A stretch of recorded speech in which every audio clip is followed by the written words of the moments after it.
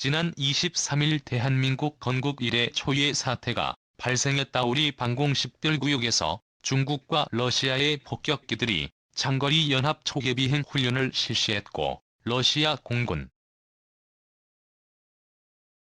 소속의 엘리엇이 공중조기경보 통제기는 두 차례에 걸쳐 독도 인근 우리 영공을 무단 침범한 것이다.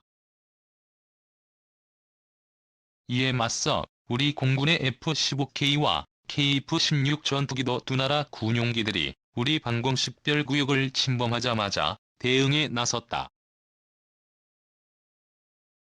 이 가운데 F-15K는 공중급유 없이 독도에서 약 30분간 작전이 가능한 공군의 유일무이한 전투기다.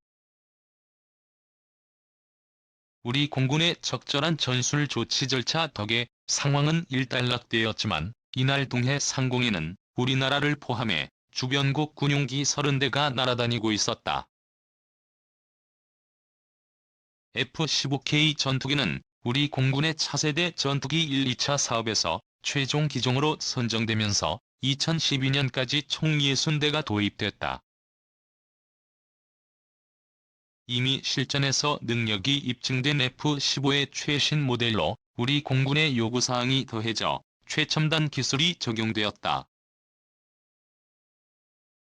이 때문에 기존 F-15에 비해 훨씬 더 강력한 전투력과 생존성 그리고 유지 능력을 자랑한다. F-15K는 슬램 이글이라는 별칭을 가지고 있다. 전승을 거두다 또는 타격을 가하다는 의미의 슬램과 F-15의 상징인 이글을 조합해 탄생했다. 1,800km 이상의 전투 행동 반경을 갖는 F-15K 전투기는 한반도뿐만 아니라 주변국의 전략 표적 공격이 가능한 전투기이다. 특히 다른 나라의 F-15 계열 전투기와 달리 최대 사거리가 500km에 달하는 타우루스 장거리 공대지 미사일을 장착 운영한다. 또한 무게가 1.5톤에 달하는 지하시설물 파괴에 특화된 GB-28번 벙커버스터도 사용한다. 이 밖에 공중전 능력도 상당하다.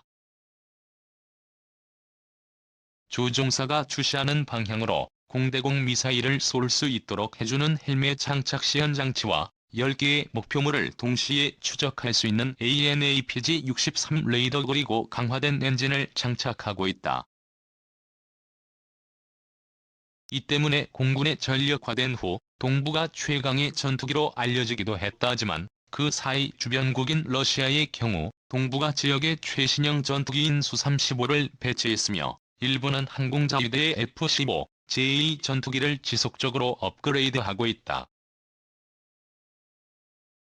이에 따라 우리 공군도 주변국 신형 전투기에 맞서 현재 운용 중인 F-15K 전투기의 능력을 향상시키기 위해 업그레이드 계획을 추진 중이다. 미 보잉사의 최신형 F-15 전투기라고 할 수 있는 어드밴스드 이글과 유사한 사양을 갖게 된다.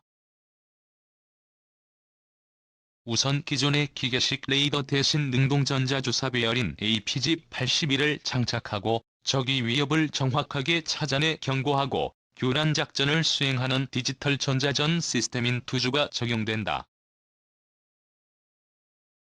또한 전투기의 두뇌라고 할 수 있는 임무 컴퓨터도 능력이 대폭 향상된다. 올해 들어 우리 군의 합동 전략 목표 계획서에 F-15K 개량 사업이 포함된 것으로 전해지고 있는데, 실제 사업에 들어가려면 꽤 오랜 시일이 걸릴 것으로 예상되고 있다.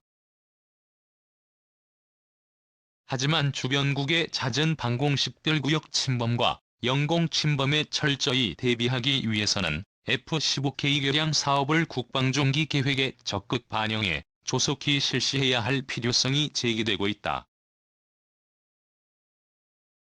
중기 계획에 들어간 F-15K 개량 관련한 보잉사의 개량 방향. 한국 공군의 F-15K는 에이스가 통합된 중국형 플랭크 전투기와 항공자위대의 F-15J 개량형 등이 등장하면서 점차 우위를 유지하기 어려워지고 있다. 중국 공군은 이미 위상 배열 레이더인 전력 MF 계열 레이더를 탑재한 수 32개의 K다수를 운영하고 있으며, 2020년대에는 에이스인 레이더를 탑재한 제-16 다목적 전투기 등이 F-15A를 위협하게 될 것이다. 우리 공군 역시 핵심적인 주력 전투기인 F-15K의 업그레이드를 통해 주변국 공군의 4세대 전투기 세력의 현대화에 대응할 필요가 있다. JSA가 통합된 미 공군의 개량형 F-15E는 물론 이스라엘 공군의 F-10과 E 역시 ESA를 통합하는 업그레이드를 할 예정이기 때문에 현재 임무 장비 구성인 레이더엔 IQ-135M이 하루 16실 등은 장기적으로 운용 유지에 어려움을 겪을 것이다. 즉 장기적으로 F-15K를 안정적으로 유지하기 위해서라도 미 공군 등이 F-15의 장기 운용을 염두에 두고 채택한 장비들을 선택 통합해야 하는 것이다. 한국이 F-15K를 도입할 당시에는 스위트 4E가 가장 최신의 OFL이었지만 현재 F-15의 부피는 스위트 8까지 개발되었기 때문에 더 이상 F-15K의 외피가 최신이 아니다. 한국 공군이 장차 F-15K 업그레이드 프로그램을 진행하게 되면 어떠한 골자의 프로그램이 될 것인지 현 시점까지 확인된 바에 따르면 한국 공군과 방위사업청에서 보잉의 F-15K 업그레이드와 관련한 정보 공개를 요청한 적은 없다고 한다. 현재 한국 공군은 6가지나 되는 사업을 동시에 추진하고 있기 때문에 F-15K 업그레이드 사업을 추가로 더 추진할 여력은 없다는 것이다. 이와 관련된 실무자들은 한국 공군이 F-15K 업그레이드 프로그램을 진행한다면 중국의 S-4100과 J-120이 본격 위협으로 다가오는 2022년 정도쯤 이 시장 연도가 될 것이라 전망하고 있다.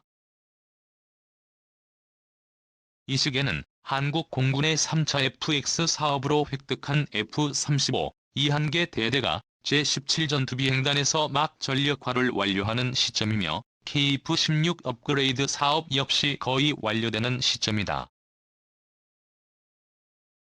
따라서 2022년 2013년부터는 3차 FX 사업 잔여 수요인 20대를 채우기 위한 후속 사업과 KFX의 양산을 준비하면서 F-15K 업그레이드 사업을 추진할 수 있는 여력이 생길 것이라고 전망되고 있다.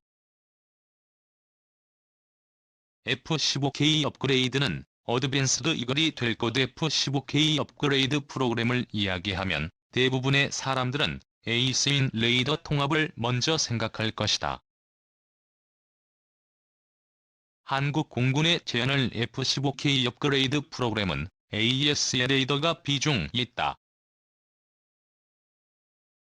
또한 먼저 나오는 이야기는 IMF 다이들은 한국 공군의 F-15K에 통합된 IFF에 대한 모두 업데이트이다.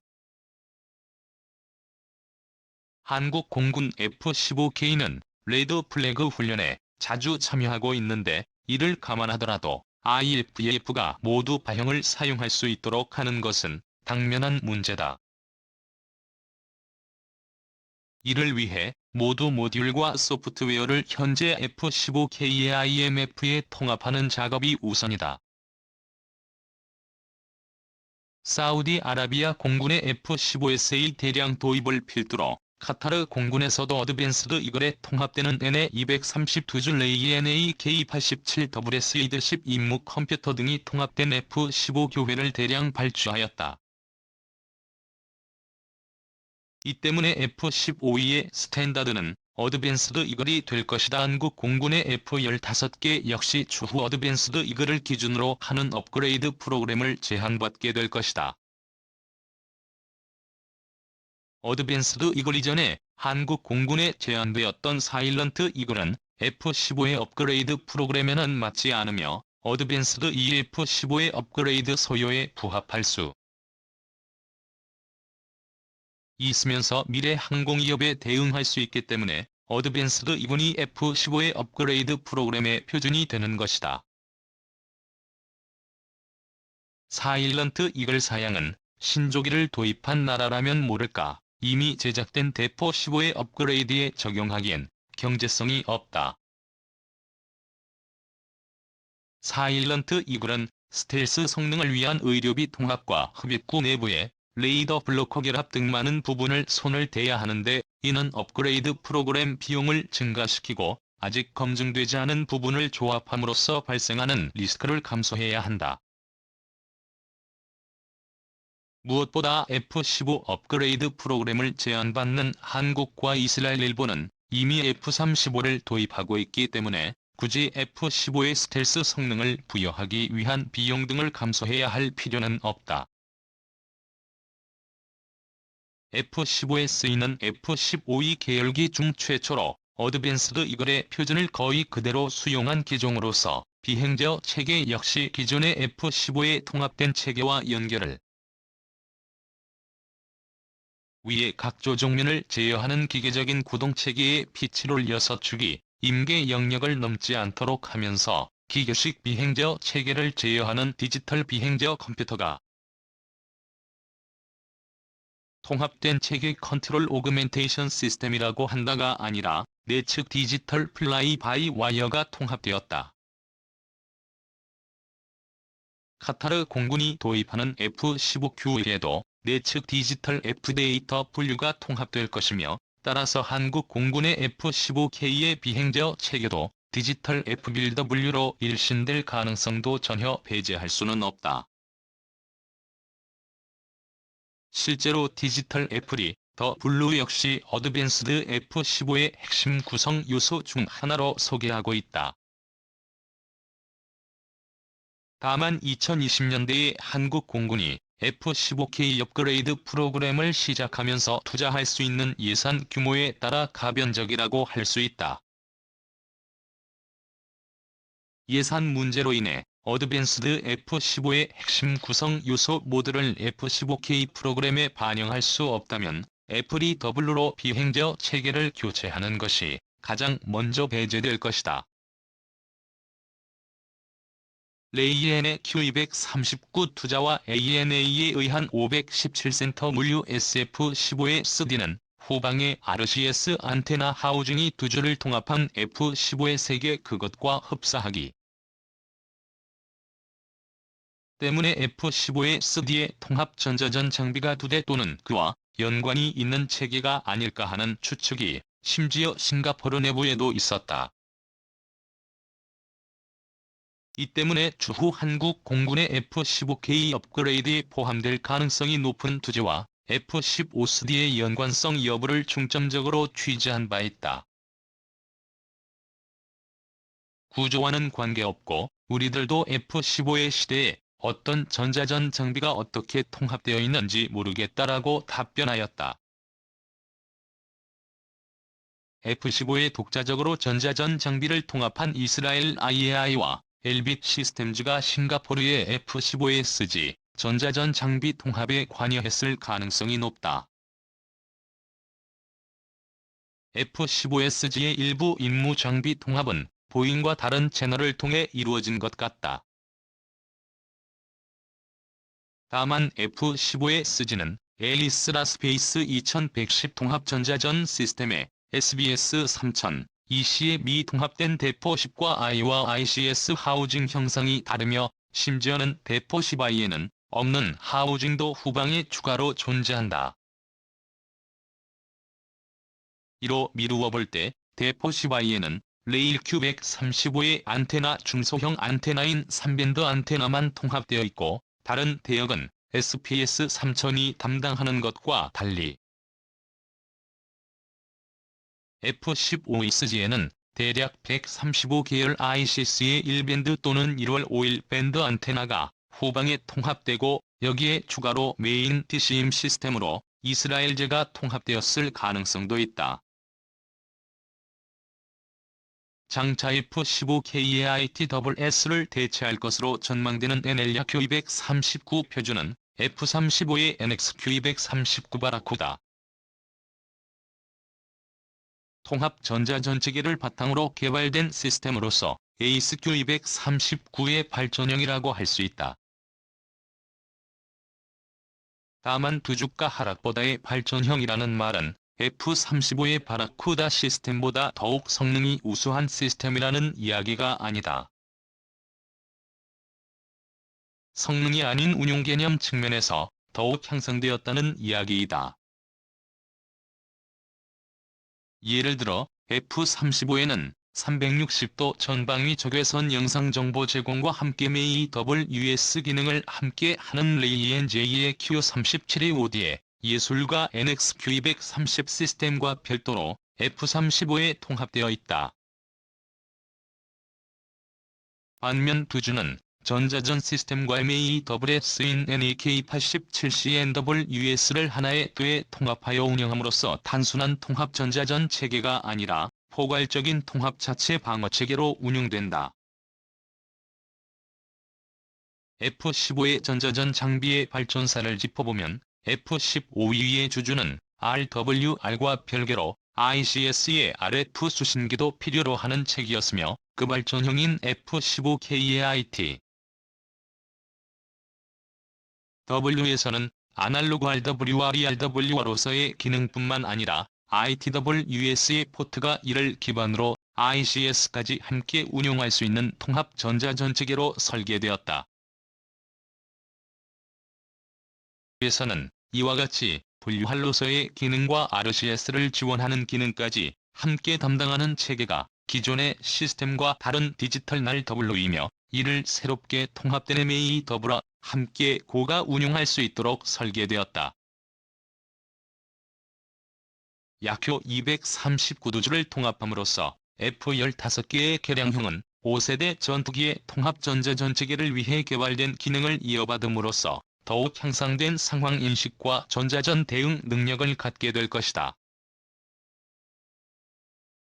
두주는 기존의 F-15의 전자전체기보다 더욱 폭넓은 대역을 커버할 수 있으며 특히 최대 주파수 영역이 더욱 확장되었다. F-35의 ACE-Q239와 마찬가지로 도주 역시 탐지한 신호 방출원의 식별과 위협 서열 분류 방위 측정뿐만 아니라 거리 측정까지 가능한 시스템이다. 기존의 F-15에 통합되어 있는 전자전 장비 가령 예를 들어서 한국 공군의 F-15K에 탑재되어 있는 레이더 경보 수신기인 HN-레인86, 시원한 아날로그 시스템으로서 수신되는 신호를 신호 강도를 기반으로 방위를 측정한다. 이 두 시스템은 수신된 신호를 디지털 신호 처리를 하기 때문에 각도 분해 능이 기존의 5060원보다 더욱 향상되었다. 그리고 이날 56시원은 노치 필터링을 하기 때문에 특정 주파수에 대해서만 필터링을 하지만 두 주의 RW와 란베이스의 레이더와 RW를 하나의 플랫폼에 통합하여 운영할 때 필요한 광대역 필터링을 한다. F-15개의 1인 APG-81과 같은 에이스인 레이더를 통합하려면 반드시 현재의 통합 전자전 장비도 부지로 교체해야 하는 것이다.